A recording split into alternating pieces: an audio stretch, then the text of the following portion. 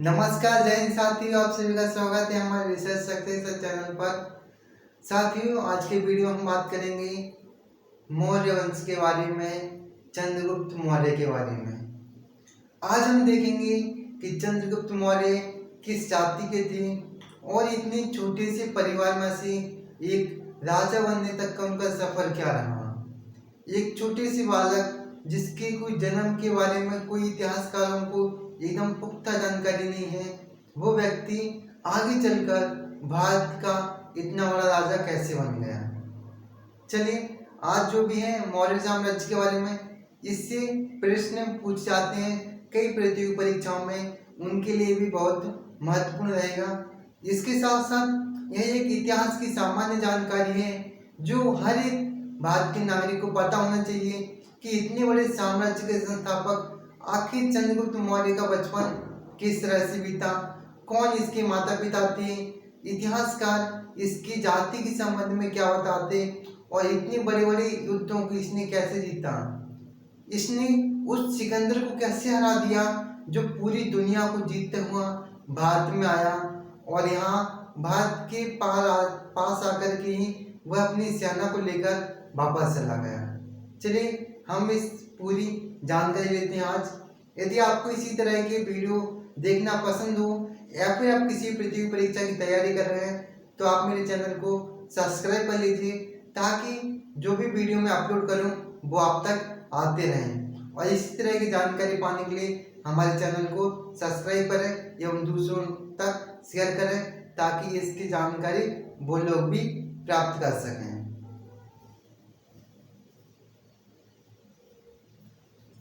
चलिए शुरुआत करते हैं। किसकी है? मौर्य साम्राज्य के बारे में देखते हैं कि मौर्य साम्राज्य की स्थापना की थी किसने? चंद्रगुप्त मौर्य ने। इनके गुरु थे आचार्य चाणक्य। सबसे पहले हम देखेंगे कि चंद्रगुप्त मौर्य के माता पिता कौन थे। देखिए, इनकी पिता का नाम था स्वार्थ सिद्धि। चंद्रगुप्त के पिता का नाम था स्वार्थ सिद्धि। स्वार्थ सिद्धि की दो पत्नियां थीं, एक का नाम था मुरा और दूसरी पत्नी का नाम था सुंदा। अब ये इतिहासकार इस बारे में एकदम स्पष्ट नहीं कह सकते कि चंद्रगुप्त के पिता स्वार्थ सिद्धि ही थे। कई लोगों का मानना है, कई इतिहासकारों का ऐसा मानना है कि चंद्रगुप्त के पिता स्वार्थ सिद्धि घनानंद की सेना के सेनापति थे। कुछ लोगों का मानना है कि ये सामान्य परिवार से थे और इनके पिता की मृत्यु हो चुकी थी। इससे कोई पुख्ता जानकारी नहीं है, लेकिन इतना पता कि स्वार्थ सिद्धि उनकी सेना का सेनापति था, नंदवंश के राजा घनानंद का। उसकी दो पत्नियां थीं, एक का नाम था सुंदा और दूसरी का नाम था मुरा। कई इतिहासकार ऐसे लिखते हैं कि ये मुरा उनके दरबार में नर्तकी का काम करती थी, वैश्य थी और वहां पर लोगों के मनोरंजन के लिए नृत्य करती थी। उसी समय मुरा की शादी स्वार्थ सिद्धि से हो जाती है। उसके बाद में एक बालक का जन्म होता है और उसका नाम चंद्रगुप्त रखा जाता है। और दूसरी पत्नी इसकी सुंदा थी, उसके बारे में इतिहास का ज्यादा कुछ नहीं लिखते हैं। फिर इतना तो इतिहासकार मानते हैं कि चंद्रगुप्त की माता का नाम मुरा ही था। पिता पे लोग सवाल करते हैं, इतिहासकारों के अलग अलग जवाब है, तो उसके बारे में ऐसी कोई पुख्ता जानकारी हमारे पास में नहीं आ पाती। इस वजह से इनकी जाति के संबंध में भी सभी इतिहासकार, सभी ग्रंथ अपने अपने मतभेद रखते हैं। कोई अन्य जाति का बताता, कोई किसी जाति का। मैंने यहाँ पर 4 मेन लोगों के नाम लिए हैं जिनका इतिहास में ज्यादा वर्णन मिलता है। ब्राह्मण ग्रंथ कहता है इनको शूद्र बताता कि मौर्य शूद्र जाति के थे।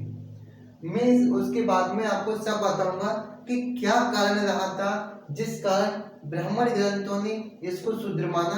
आप वीडियो को लास्ट तक बने रहिए, पूरा डाउट किसने क्यों कहा मैं उसके ऊपर राय व्यक्त करूंगा। उसके बाद में थे एक स्पूनर और दूसरी थी महोदय। इन दो लोगों ने कहा कि चंद्रगुप्त मौर्य पारसी जाति के थे। जस्टिन चंद्रगुप्त का पुत्र था, चंद्रगुप्त का ही पुत्र था जस्टिन। उसने कहा कि चंद्रगुप्त की कोई राजवंश नहीं था, इतना सिंपल सा है कि एक छोटा सा बालक था, इनके पिता कोई राजा महाराजा नहीं थे, इनका कोई राजवंश नहीं था, ये तो ठीक समझ में आता। लेकिन जैन ग्रंथ कहते हैं कि ये ना तो शूद्र थे ना पारसी थे, ये क्षत्रिय थे। अधिकांश लोग इन्हीं की बात को मानते हैं, जैन ग्रंथ को, और उसी के आधार पर इनको क्षत्रिय माना जाता। देखिए ब्राह्मण ग्रंथ ने कहने का कारण ये होगा कि जो अशोक था मौर्य साम्राज्य में, अशोक ने एकदम से बौद्ध धर्म अपना लिया था, और बौद्ध धर्म अपनाने के बाद में इसने बलि प्रथा और यज्ञ प्रथा, इन दोनों चीजों पर प्रतिबंध लगा दिया था, जिस वजह से ब्राह्मण लोग इससे दुष्ट हो गए थे। क्योंकि उस समय ब्राह्मणों का मुख्य काम था यज्ञ करवाना, बलि देना, लोगों को प्रसन्न करना। अशोक ने इन्हीं चीजों को बंद कर दिया था, जिस कारण ब्राह्मण इनसे मौर्यों से नाराज थे। इस वजह से मौर्यों को नीचा दिखाने के लिए उन्होंने मौर्यों को शूद्र बता दिया। ऐसा इतिहासकार मानते हैं, मेरा कोई मत नहीं है। उसके बाद में स्पूनर महोदय ने भी यही कहा था कि वो पारसी जाति के हैं। ये जस्टिन था, ये भले ही इसका पुत्र था चंद्रगुप्त मौर्य का, लेकिन ये अपने नाना जी से प्रभावित था, और नाना जी की इसके नाना जी थे सेल्यूकस इसके नाना जी थे। इस वजह से इसकी बनती नहीं थी चंद्रगुप्त मौर्य से। और उसके अलावा चंद्रगुप्त मौर्य ने इसको राज्य देने से मना कर दिया था जस्टिन को, इस वजह से अपने पिता के खिलाफ था। ये देख लिया हमने कि इसकी जाति के बारे में 4 तरह से हमें स्रोत मिलते हैं, जिससे हमें पता चलता है कि चंद्रगुप्त मौर्य किस जाति का था। अब हम देखते हैं कि एक छोटे से बालक से राजा बनने तक के इसका सफर क्या रहा। इसमें देखते हैं सबसे पहले आता है मगध साम्राज्य। ये मगध का राजा बने थे। उस समय जिस समय छोटे थे उस समय घनानंद था मगध का शासक। इसी घनानंद के सेनापति थे कौन? स्वार्थ सिद्धि। कुछ इतिहासकार मानते हैं कि किसी कारणवश घनानंद ने स्वार्थ सिद्धि को मरवा दिया था, ये या फिर निकाल दिया था, रखा नहीं था। एक बार क्या हुआ कि एक सिकंदर था, वो पूरी दुनिया को जीतता हुआ भारत की ओर चला आ रहा था। उसी समय चाणक्य थे, उन्होंने सोचा कि यदि हमारे राजा इसी तरह भोग विलास में लगे रहें तो कहीं ना कहीं ये दूसरे देश के राजा हमारी भारत माँ को क्षति पहुंचाएंगे, हमारी भारत माँ की जनता को पीड़ित करेंगे। हमारा शिक्षक होने के नाते यह कर्तव्य है कि हम जाएं और राजा को उचित समय पर उचित जानकारी दें और उसको सद्मार्ग पर ले जाएं, और उससे हम प्रार्थना करेंगे कि हे राजन, आप इस तरह भोग विलास में व्यस्त ना रहिए, हमारे देश पर संकट आ पड़ा है, आप दूसरे देश से हमारी रक्षा कीजिए। और यही सोच करके ये मगध में आ जाते हैं और नंद की सभा में आ गए। नंद की सभा में आते ही इन्होंने हाथ जोड़कर प्रार्थना की। घनानंद मद में व्यक्त था, उसने सोचा ये ब्राह्मण है, दीक्षा के लिए आया होगा, कुछ दक्षिणा मिल जाएगी तो चला जाएगा। मंत्रियों से कहा इसको दे दो, सोना दे दो, चांदी दे दो, जो चाहिए दे दो, क्योंकि वो नशा में था, जो बोल देते, जो मन में आया बोल दिया।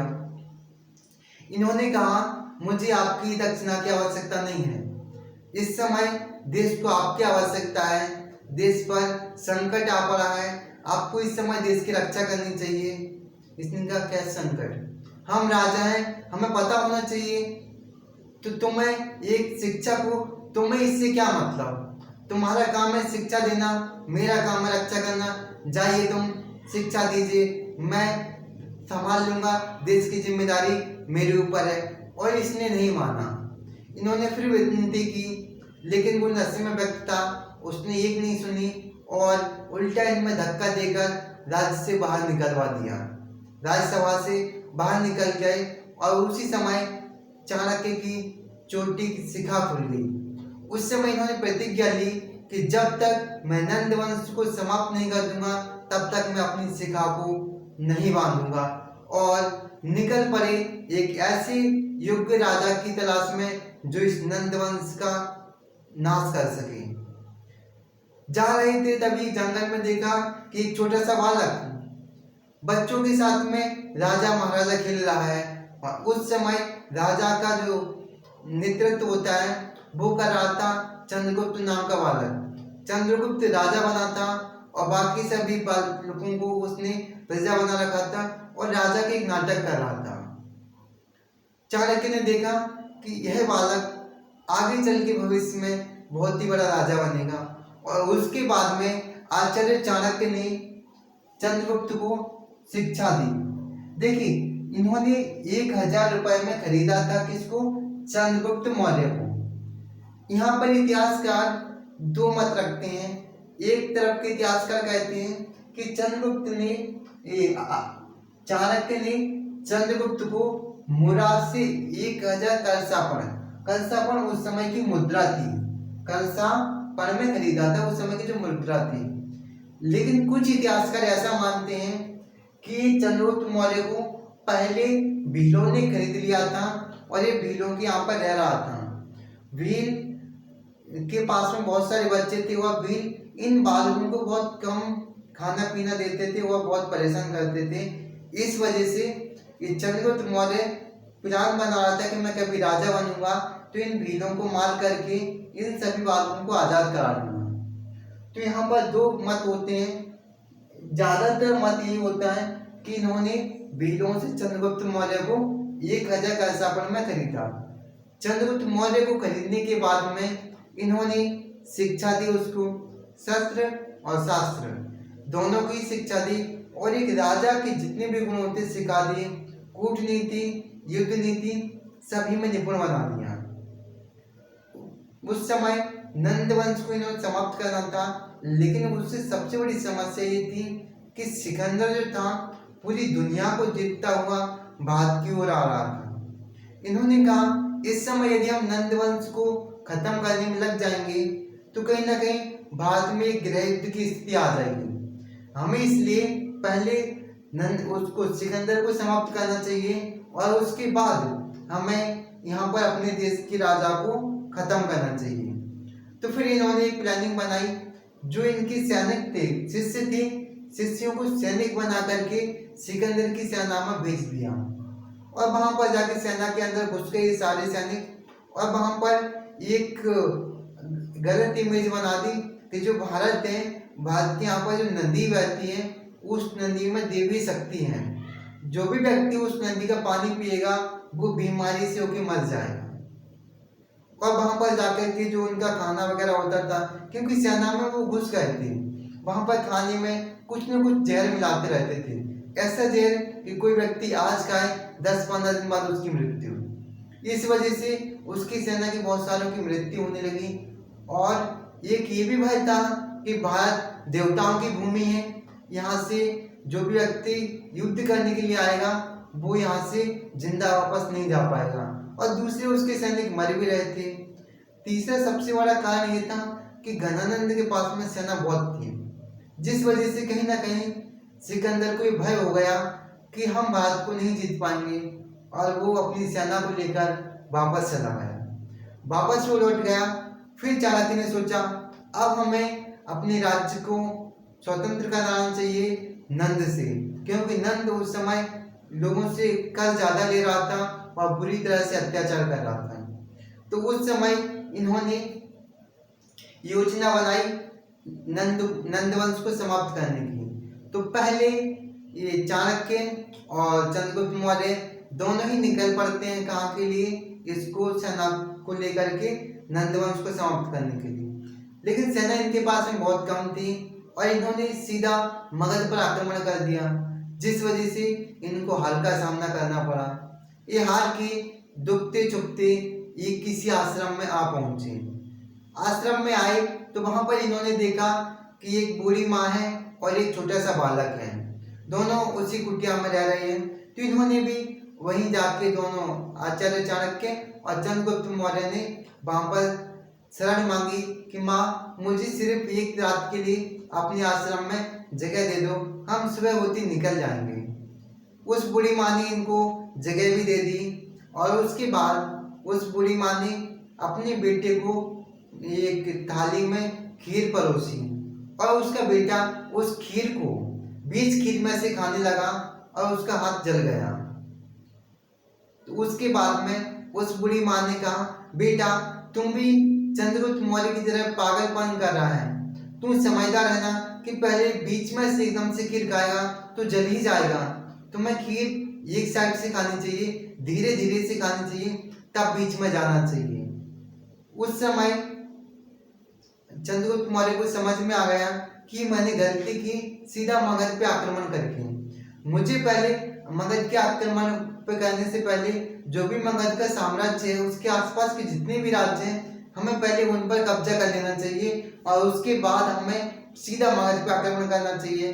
फिर उसके बाद में इधर से ये था इधर का मेन पॉइंट, पटना में, यहाँ पर पाटलिपुत्र में इनकी राजधानी थी, ये था पूरा मगध। फिर इसने धीरे धीरे से ऐसे ऐसे करके इसको जीतना शुरू किया।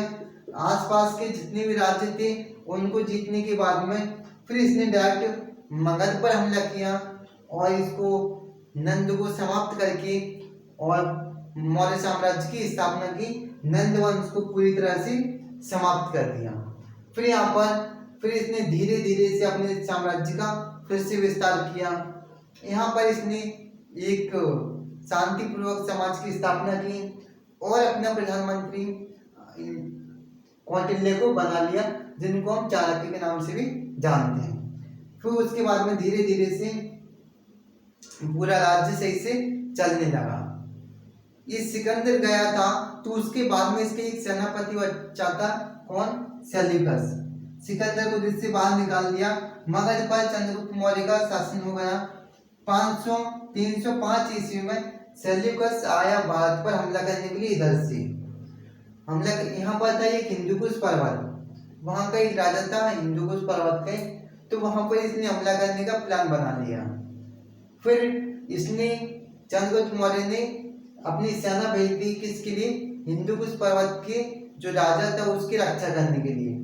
और चंद्रगुप्त मौर्य और सेल्यूकस इन दोनों में ही लड़ाई होती है और चंद्रगुप्त मौर्य इस युद्ध में विजयी हो जाता है। सेल्यूकस फिर से एक बार पराजित हो जाता है। पराजित होने के बाद में सेल्यूकस अपनी पुत्री हेलेना की शादी चंद्रगुप्त मौर्य के साथ में कर देता है और उसके बाद में ये पाकिस्तान और अफगानिस्तान चंद्रगुप्त मौर्य को दहेज में मिल जाते हैं। देखिए, दहेज लो तो ऐसा लो पूरा पाकिस्तान और अफगानिस्तान, छोट मोट दहेज लेने में कोई मतलब नहीं है। अपने ही देश के लोगों से दहेज क्या लेते हो तो चंद्रगुप्त मौर्य की दहेज लेना चाहिए कि एक साथ पूरा पाकिस्तान और अफगानिस्तान में आ जाए।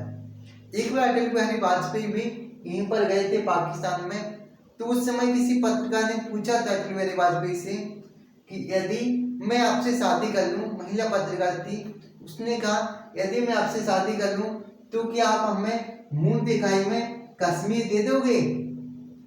अटल बिहारी वाजपेयी बड़े होशियार निकले, इन्होंने कहा हम दे तो देंगे लेकिन हमें दहेज में पूरा पाकिस्तान चाहिए। महिला चुप हो गई, इससे पाकिस्तान हम कहाँ से दे देंगे, हम तो एक पत्रकार है, प्रधानमंत्री होते सोचते भी कि चलो दे दो, कोई नहीं दहेज में कम से कम अच्छे घर में तो पहुंच जाएगी, शादी तो अच्छे से हो रही, लेकिन क्या करें पत्रकार थी वो, नहीं चुप रह गई एकदम से। तो उनकी भी नजर थी यदि शादी हो तो हम इसी में मिलेंगे, ना तो उनको पाकिस्तान दहेज में मिला ना उनकी शादी हुई, चलो कोई दूसरा आएगा तो वो लेके आएगा, इसको छोड़ा भी। यहाँ को जीत लिया। यहाँ तक पूरा मगध साम्राज्य फैल गया था चंद्रगुप्त मौर्य के समय में। देखिए, एक बालक जिसके जन्म का कोई अता पता नहीं, उसको पहले माँ ने बेच दिया भीलों को, भीलों ने बेच दिया चाणक्य को, लेकिन जब भी कोई व्यक्ति एक सही शिक्षक, एक सही गुरु के मार्गदर्शन में पहुंचता है तो उसकी जो बढ़ने की सीमा है कोई सीमित नहीं रह जाती, वह एक असीमित हो जाती है। इसलिए जिंदगी में प्रयास करना चाहिए गुरु ऐसा मिले जो हमें उद्धार कर सके, जो हमें ऊंचाई तक पहुंचा सके। इसको सही गुरु मिल गया तो देखिए कहां से कहां तक पहुंचा दिया, पूरे भारत का राजा बना दिया।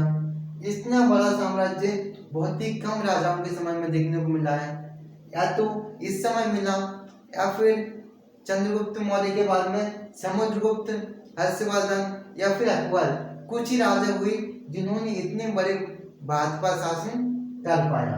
उसके बाद में 258 ईसा पूर्व में इन्होंने जैन धर्म अपना लिया था, क्योंकि पूरे जो युद्ध का माहौल था, इतनी मारकाट हुई थी, फिर अंत में इन्होंने सोचा कि हमें अब आत्मा की शांति के लिए किसी न किसी धर्म को अपना लेना चाहिए।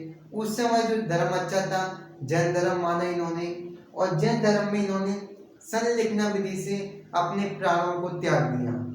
संलिग्न विधि एक ऐसी विधि होती है जिसमें व्यक्ति कुछ खाना पीना नहीं खाता है और धीरे धीरे से अपने प्राणों को त्याग देता है। और उसके बाद में 1958 में इनकी मृत्यु हो गई। 1958 के बाद में इनका पुत्र बिंदुसार राजा बनता है। बिंदुसार इनकी पहली रानी का पुत्र था, जो सेल्यूकस की पुत्री थी हेलेना। सेल्यूकस की पुत्री थी हेलेना, उससे इनकी शादी तो हो गई थी, लेकिन हेलेना का पुत्री था कौन? जस्टिन। जब इनकी शादी हो रही थी उस समय चाणक्य ने मना किया था कि हम शादी भले हेलेना से कर लेंगे, लेकिन हेलेना से जो पुत्र होगा वो भारत का राजा नहीं बनेगा। शादी से पहले डिसाइड हो गया था कि जो भी पुत्र होगा वो राजा नहीं बनेगा। तो फिर इस वजह से ये चिढ़ा हुआ था किससे? चंद्रगुप्त मौर्य से, कि तुमने हमारे जन्म से पहले कह दिया था कि हम राजा नहीं बनेंगे, हमें ऐसी क्या गलती थी। इस वजह से चिढ़ा हुआ रहता था और इसने कुछ ठीक से नहीं लिखा, इतिहासकार बन गया था, लेकिन फिर भी कुछ मौर्य साम्राज्य के बारे में ज्यादा अच्छाइयाँ इसने नहीं लिखी। उसके बाद में इसकी पुत्री हेलेना से शादी हुई थी इसकी सेल्यूकस की पुत्री से, और सेल्यूकस ने अपनी पुत्री का ध्यान रखने के लिए एक राजदूत भेजा था। उसका नाम क्या था आप कमेंट बॉक्स में हमें लिख के बताएंगे, जिसने एक पुस्तक भी लिखी थी, उसमें हमें इसकी जानकारी मिलती है। अगली वीडियो में हम बात करेंगे आपसे चंद्रगुप्त मौर्य के बारे में और अशोक के बारे में। चंद्रगुप्त मौर्य ने किस तरह से अपने शासन को संभाला, और फिर सबसे प्रतापी राजा अशोक के बारे में बात करेंगे, जिसने धर्म का सिद्धांत दिया। उस धर्म में क्या क्या सिद्धांत थे और उनके जो अभिलेख वगैरह हैं हमें कहाँ से किस प्रकार मिले हैं, और उनके कलिंग युद्ध को इन्होंने किस तरह से जीता, और इतना बड़ा युद्ध जीतने के बाद भी इनका अशोक का हृदय परिवर्तन किस प्रकार हुआ कि इन्होंने युद्ध ना करने की प्रतिज्ञा ही ले ली। यदि आपको अशोक का भी वीडियो देखना है एवं इस तरह के इतिहास से जुड़े या फिर अन्य मुद्दों से जुड़े इतने अच्छे रोचक प्रसंगों के बारे में आपको जानकारी लेनी है, तो अभी हमारे चैनल को सब्सक्राइब कर लीजिए एवं इस तरह की जानकारी दूसरे दोस्त भी पा सकें, हमारे चैनल को सब्सक्राइब कर लीजिए। और आपको कैसा लगा वीडियो हमें कमेंट करके अवश्य बताएं। मैं इसी प्रकार के वीडियो आपको बना के देता रहूँगा। जय हिंद, जय भारत।